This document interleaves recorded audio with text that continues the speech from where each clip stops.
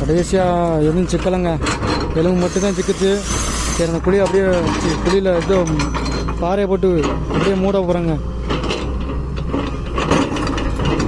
இதை மூடிட்டு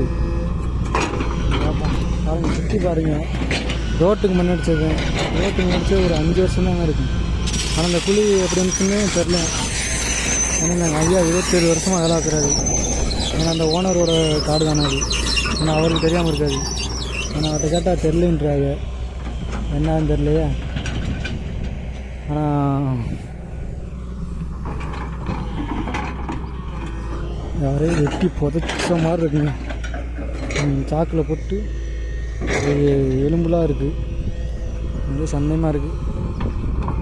தெரியல, வேணா உங்களுக்கு லொக்கேஷன் போட்டுறேன் பாருங்கள். இது எந்த இடம்னா கொளிஞ்சிப்பட்டின்ற ஒரு ஊர்.